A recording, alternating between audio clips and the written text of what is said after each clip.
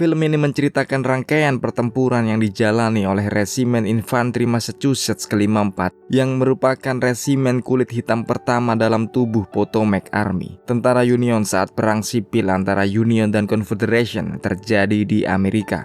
Dari hari perekrutan hingga menjadi tentara, mereka terus mengalami pelecehan dan hinaan yang berkaitan dengan warna kulit serta status mereka yang memang kebanyakan ialah pelarian budak atau bekas budak. Dan bahkan setelah menjadi tentara, mereka tak diturunkan dalam medan tempur, melainkan hanya menjadi pekerja kasar dan kuli, mengecewakan mereka yang ingin dianggap sejajar dengan orang kulit putih. Namun dengan keyakinan pemimpin mereka bahwa kulit hitam juga bisa bertempur sama baiknya atau bahkan lebih baik dari kulit putih, resimen ini akhirnya mendapat kesempatan turun laga yang sama sekali tak mereka sia-siakan. Sampai akhirnya tiba tugas terberat mereka sebagai avant-garde atau pasukan penyerbu pertama yang jelas akan sangat berbahaya dan menuntut nyawa.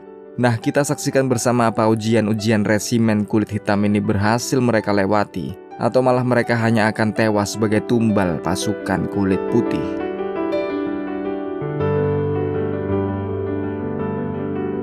Glory dimulai di era saat pasukan Union telah dilanda kekalahan beruntun dari pasukan Confederation. Nasib kelanjutan mereka belumlah jelas dan perang sipil ini jauh dari kata berakhir.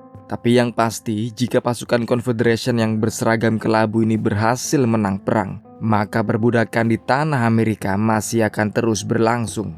Dan saat ini, seorang kapten Union yang baru saja diangkat, Robert Gouldshaw, harus memimpin kompi pasukan Potomac berlaga di pertempuran Antietam yang terjadi pada 17 September 1862 atau 160 tahun yang lalu. Tercatat ini ialah salah satu pertempuran yang paling mematikan dalam sejarah Amerika.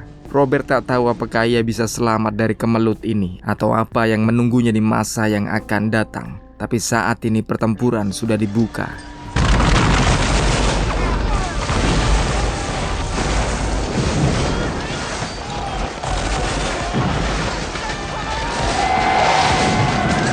Pertempuran yang punya gaya khas era kolonialisme dan Napoleon ini terus berganti giliran menembak dan menerjang. Namun tiba-tiba Union terdesak dan terpaksa mundur. Robert sendiri terluka dengan shrapnel tajam di lehernya dan ia pun jatuh pingsan. Entah bagaimana kabar yang lain, tapi ternyata Union berhasil memenangkan pertempuran ini.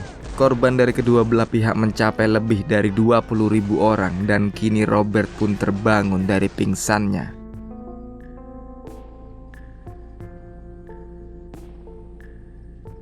Setelah lukanya dirawat, Robert menyempatkan diri pulang ke rumah. Ayahnya ialah salah satu abolisionis Amerika atau sederhananya aktivis pembebas perbudakan yang terkenal. Robert pun akhirnya dipertemukan juga dengan Gubernur Andrew, pemimpin negara bagian Massachusetts yang juga menentang perbudakan kulit hitam. Dan ternyata saat ini Gubernur Andrew bersama Frederick Douglass, seorang negarawan dan abolisionis kulit hitam, sedang berusaha membentuk satu pasukan khusus. Sebuah resimen khusus orang kulit hitam yang terdiri dari bekas-bekas budak yang dimerdekakan. Mereka pun ingin menunjuk Robert sebagai pemimpinnya dan mengangkatnya langsung menjadi kolonel. Robert pun tak bisa berkata apa-apa dan ia pun akhirnya mau mengamini rencana ini menjadi pemimpin pertama resimen kulit hitam. Keesokannya Robert pun meluncur dan memperkenalkan dirinya ke calon serdadu resimen kulit hitam yang diberi nama Infanteri Massachusetts ke-54. Semua memandangnya kagum dan heran, membayangkan apa setelah perbudakan sekian ratus tahun, apa mereka bisa menjadi tentara yang setara dengan kulit putih. Dari resimen ini kompi-kompi pun mulai dibentuk dan pada tanggal 27 November 1862 mereka tiba di Camp Redfield. Sepanjang jalan mereka menjadi bahan tertawaan dan hinaan tentara kulit putih lainnya. Mereka seakan lupa jika Union ini sama-sama berperang untuk menghapus perbudakan, tapi mereka tetap melecehkan dan menghina orang kulit hitam. Malam hari tiba dan kita berkenalan dengan beberapa anggota dari kompi A, yakni Trip, Jupiter, Thomas, dan John. Di antara semuanya, Trip ialah yang paling bandel dan bengal. Ia memang kuat dan tangguh, namun sangat membenci kulit putih. Dan ia pun kerap bersitegang dengan Thomas yang dianggapnya meniru gaya hidup orang kulit putih. Trip merasa meski mereka sudah menjadi tentara, warna kulit mereka akan selamanya dianggap sebagai bangsa yang rendah oleh mereka yang berkulit putih. Keesokan harinya setelah sarapan, mereka pun diajari baris berbaris. Dan betapa sersan pelatihnya ini kaget karena kebanyakan dari bekas budak ini tak tahu mana sebelah kanan dan mana yang kiri. Ini belum lagi masalah seragam. Jajaran tinggi Union seakan tak ingin para serdadu sukarelawan ini memakai seragam biru tua yang sama dengan tentara kulit putih. Robert mengeluhkan bagaimana seragam-seragam ini tak juga dikirim meski ia telah memohonnya beberapa kali. Di suatu malam dengan lebatnya hujan, Robert membacakan jika musuh mereka, Konfederasi, telah membuat proklamasi yang menyatakan jika tiap tentara negro yang tertangkap membawa senjata akan langsung dijadikan budak sekali lagi. Dan tiap negro yang kedapatan memakai seragam tentara akan langsung dihukum mati. Ia mempersilahkan mereka yang takut untuk segera resign malam ini juga setelah mendengar proklamasi ini. Kabar ini sungguh memang mengejutkan sekaligus menjadi teror dan ancaman tersendiri. Mereka tak menyangka jika Konfederasi sedemikian bencinya pada orang-orang Union yang ingin menyetarakan level kulit hitam dengan kulit putih. Keesokan harinya, Robert pun terkaget saat melihat dalam apel pagi ini tak ada satupun bawahannya yang mengundurkan diri. Para negro ini tampak tak takut dengan proklamasi Konfederasi dan memang sudah terlihat raut-raut bangga orang merdeka di tiap-tiap wajah tentara. Di satu hari, satu kebanggaan mereka pun datang lagi dalam wujud masket Enfield kaliber 577, salah satu masket terbaik di dunia saat itu. Serdadu kulit hitam ini sangat bahagia menerima senapan baru ini. Dan siapa sangka, Jupiter yang gagap ini ternyata sangat piawai menembak jitu. Tapi Robert melihat ada satu kelemahan di sini. Durasi kokang mereka masih sangat lama dan ini akan menjadi fatal di medan tempur. Mereka diharapkan bisa menembak 3 kali dalam 1 menit.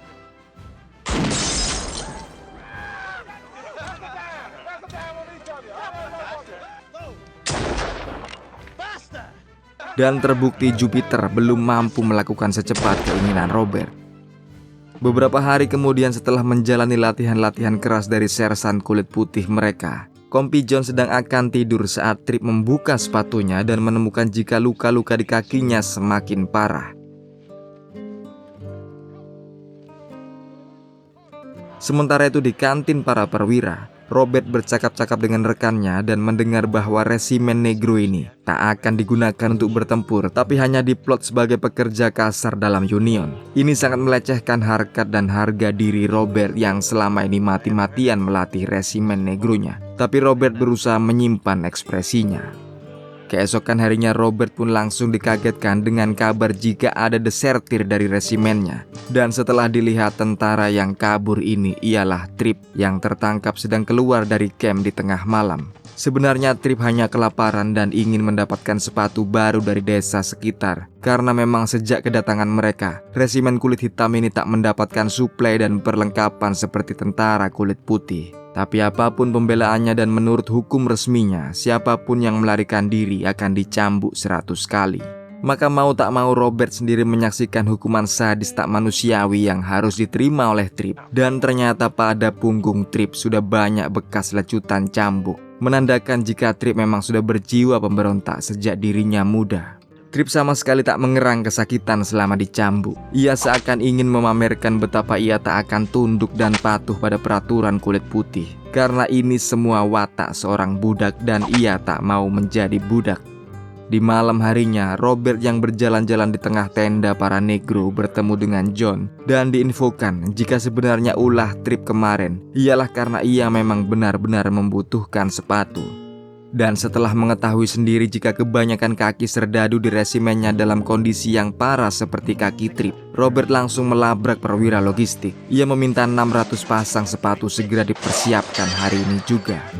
Setelah ancaman Robert ini, sepatu langsung dibagikan pada resimen kulit hitam yang sedemikian gembira menerimanya. Dan semuanya pun tahu jika ini sudah dibayar lunas kontan di awal oleh darah dan sakitnya Trip.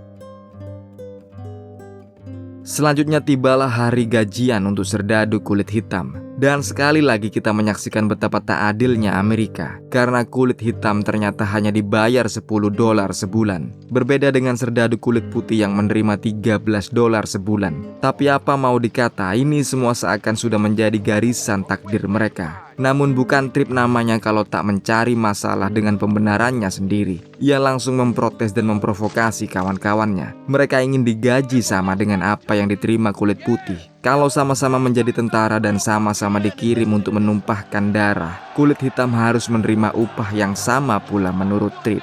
Ini segera menjadi kerusuhan selevel resimen. Semuanya merobek surat klaim upah mereka.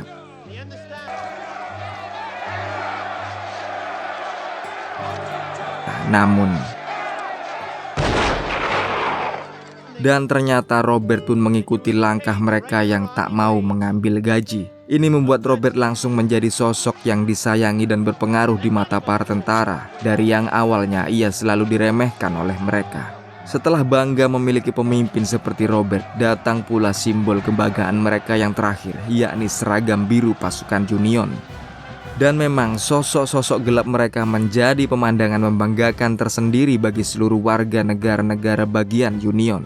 Setelah parade ini mereka dikejutkan saat nama John Rawlins dipanggil menghadap Mayor Cabot dan ternyata John telah diangkat menjadi Sersan Mayor. Sersan Mayor kulit hitam pertama dalam sejarah militer Amerika. Hari pun berganti di tanggal 9 Juni 1863 di Beaufort, South Carolina. Resimen Robert ditempatkan di bawah komando Jenderal Charles Harker dan pada malam harinya diadakan acara sosial bagi para perwira. Robert sendiri bertemu dengan Jenderal Harker dan sekali lagi isu mencuat jika resimen negro ini sebenarnya tak akan digunakan sebagai tentara, melainkan hanya sebagai pekerja kasar. Maksimal mereka akan menjadi kurir atau petugas logistik. Berikutnya muncul pula Kolonel Montgomery yang ternyata juga memimpin resimen kulit hitam. Nantinya resimen Robert akan disatukan dalam satu brigade yang dipimpin oleh Montgomery. Maka keesokan harinya kedua resimen kulit hitam ini pun disatukan, diwakili oleh Kompi A dari resimen Robert. Mereka menuju ke pesisir Georgia, tepatnya di pemukiman Darien pada tanggal 11 Juni 1863. Dan barulah diketahui jika resimen Kolonel Montgomery sangat berbeda dengan resimen milik Robert. Tentara kulit hitam Montgomery cuma budak yang diberi seragam, dan Montgomery berperan sebagai bos mereka, bukan komandan tempur. Montgomery sendiri menganggap pasukannya cuma monyet kecil yang sedang bersenang-senang. Maka yang terjadi ialah penjarahan rumah-rumah warga sipil. Dan saat ia menemukan tentaranya sedang menganiaya kulit putih, maka ia pun tak segan untuk menghabisi tentaranya sendiri.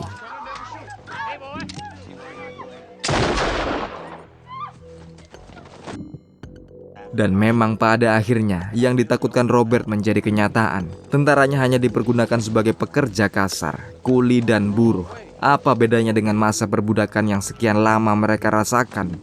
Dan ini pun sekaligus menjatuhkan moral mereka.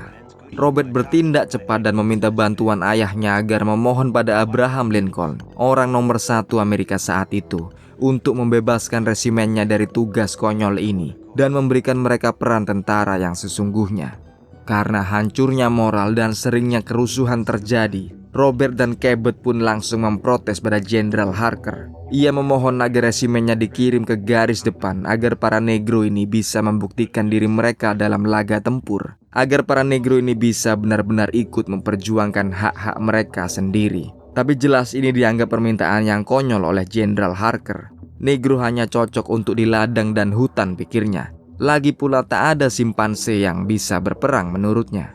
Hingga Robert pun membuka kartu asnya dan mengatakan jika ia telah menaikkan surat sampai ke meja Presiden Abraham Lincoln. Ia pun mengumbar segala pelanggaran perang yang dilakukan oleh Jenderal Harker dan Montgomery selama ini, termasuk korupsi, penggelembungan anggaran perang, penyelundupan sumber daya alam, dan pencurian yang mereka lakukan selama ini.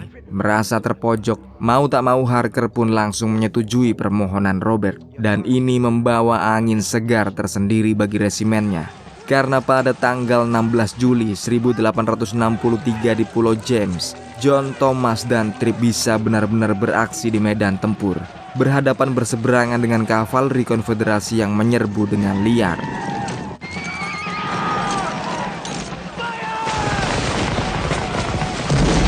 Setelah kavaleri, infanteri musuh pun sudah muncul. Adu tembak bergiliran yang mematikan ini pun langsung terjadi.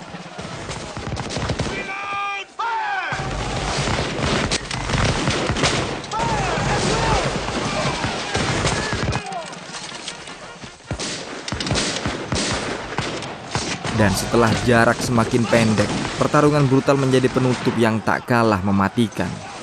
Para negro ini seakan sedang melampiaskan dendam yang mereka pendam selama berabad-abad menjadi budak kulit putih.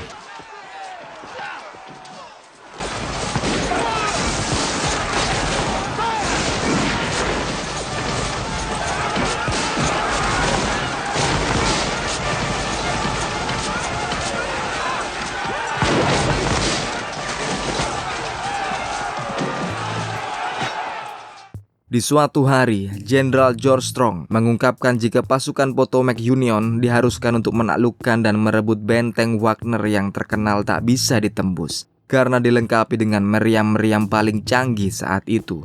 Benteng Wagner juga menyimpan sekitar 1.000 tentara konfederasi di dalamnya. Tapi Union tak bisa menunggu lama. Benteng ini harus segera diserang agar mereka bisa menguasai pelabuhan Charleston. Dan besok pagi, Wagner memang harus diserbu secara frontal.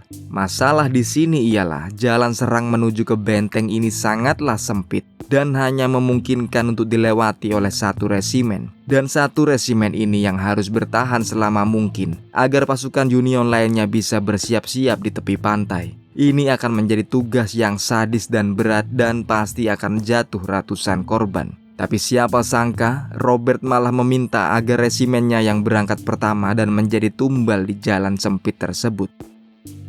Pada malam harinya, resimen kulit hitam menghabiskan waktunya bersenang-senang dan bernyanyi serta berdoa. Mereka sudah mengetahui jika nasib mereka bisa lunas esok harinya dan mereka sama sekali tak takut mati. Pagi yang ditunggu pun tiba. Semua sedang bersiap-siap. Ini akan menjadi pertempuran yang paling mengerikan yang tak pernah mereka lakukan sebelumnya. Menjadi penyerbu perdana dan kemungkinan besar semuanya akan mati. Robert pun merasakan hal yang sama. Ini akan menjadi pertempuran pamungkasnya. Dan ia pastikan sejarah akan mencatat sumbangsih besar resimennya kali ini. Ia menatap pasukannya untuk yang terakhir kalinya dan langsung mengaba-abakan untuk maju menyerbu. Melihat tentara-tentara hitam menyatroni mereka, seisi benteng pun terjaga. Meriam-meriam ditembakkan seiring langkah kaki resimen Robert yang terus menerjang maju.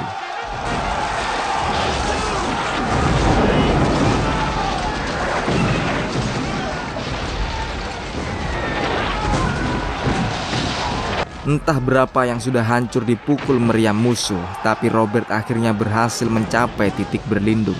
Ia berniat menunggu di titik buta ini dan menunggu malam tiba. Tapi bahkan hingga malam, letupan meriam musuh masih tak berhenti.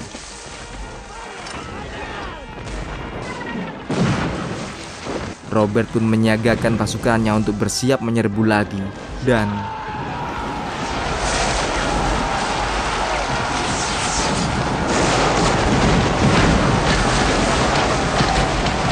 intensitas pasukan Robert yang sama sekali tak mengendur ini akhirnya mengantar mereka dekat di tembok benteng. Kini tiba tugas terakhir mereka, mengolor waktu dan bertahan selama mungkin agar pasukan bantuan bisa datang dengan aman. Namun sekali lagi komando menyerang disuarakan oleh Robert, tapi naasnya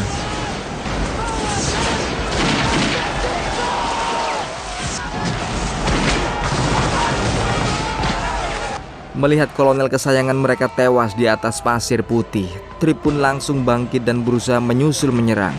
Meski akhirnya, tapi demi 2 orang yang tewas ini, amarah resimen 54 memuncak. Komando serbu diteriakkan di mana-mana. Seluruh sisa kekuatan resimen pun diberangkatkan menerjang sekali lagi. Dan yang tersaji ialah salah satu pertarungan paling brutal dan berdarah dalam seluruh sejarah perang sipil.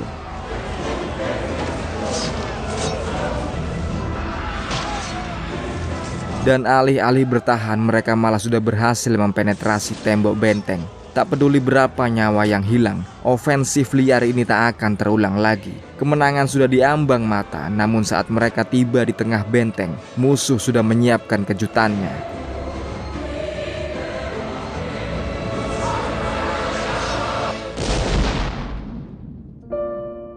Tak disebutkan lagi bagaimana nasib Cabot, John, dan Jupiter, namun yang pasti mayat-mayat anggota resimen 54 tergeletak di sana-sini. Dan pada akhir film, benteng Wagner masih mengibarkan bendera konfederasi, bukan bendera Union. Pertanda pengorbanan Resimen 54 masih belum cukup untuk menaklukkannya. Terakhir diperlihatkan bagaimana Kolonel Robert juga ikut dikubur bersama-sama pasukannya, pasukan kulit hitam. Disebutkan jika infanteri Massachusetts ke-54 ini telah kehilangan lebih dari separuh jumlahnya dalam penyerbuan benteng Wagner. Bahkan pasukan kulit putih yang datang belakangan sebagai pasukan pembantu pun mengalami kerugian yang besar sebelum mundur. Benteng ini pun tak pernah ditaklukkan. Tapi dengan pengorbanan Resimen Robert ini, Kongres Amerika menyetujui pengembangan infanteri kulit hitam secara besar-besaran. Dan menyambut hal ini ada 180.000 negro yang langsung mendaftar sebagai tentara. Bahkan Presiden Abraham Lincoln pun menyebut jika pasukan kulit hitamlah yang sudah berhasil mengubah jalannya peperangan. Dan sekian dulu konten dari Ogut di Jauh Dekat Film. Jangan lupa tunggu konten berikutnya. Wassalamualaikum, yuk, bye.